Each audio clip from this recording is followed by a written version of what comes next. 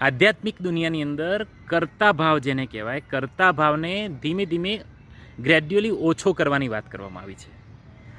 કર્તા ભાવ એટલે શું કે આ મેં કર્યું અથવા હું કરું છું એવો તમને જો ભાવ છે આધ્યાત્મિક દુનિયાની અંદર ખાસ કરીને, એને ગ્રેડ્યુઅલી તમારે ઓછો કરવાનો છે કે આ હું નથી કરી રહ્યો, આ બની રહ્યું છે, આ થઈ રહ્યું છે, બરાબર છે.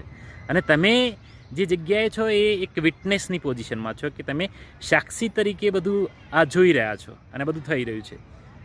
અને આ વાત કેટલી હદે સાચી છે ને આપણે એ સમજીએ તો મારો જન્મ થયો એમાં મારી કોઈ પરવાનગી લેવામાં આવી નથી કે મને આ પૃથ્વી પર પેદા કરવામાં આવ્યો. એ એક્સિડન્ટ છે કે શું છે આઈ ડોન્ટ નો, બરાબર છે.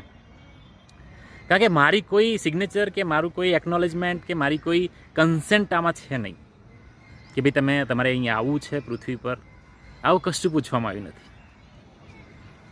એના પછી મારી શ્વાસોશ્વાસની ક્રિયા શરૂ થઈ, એમાંય મારી કોઈ પરમિશન છે નહીં.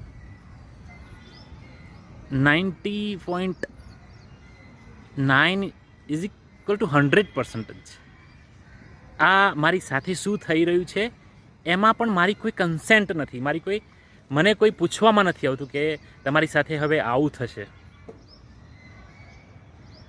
આ બધી જ પ્રક્રિયા જીવનથી અને મારું મૃત્યુ ક્યારે થશે એ પણ મને એનું કોઈ જાણ નહીં કરવામાં આવે, એને પૂછવામાં જ નહીં આવે.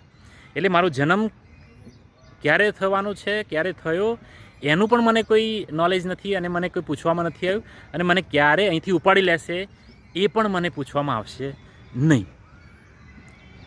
આ બંને મેઇન વાતો જન્મ અને મૃત્યુ બાબતે તમારું કોઈ કન્સેન્ટ કોઈએ અહીંયા લીધું નથી.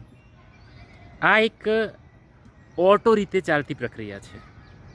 અને એટલા માટે કરીને આધ્યાત્મિક દુનિયાની અંદર એવું કહેવામાં આવે છે કે તમે કર્તા ભાવ ઓછો કરો અને સાક્ષી ભાવમાં આવી જાઓ.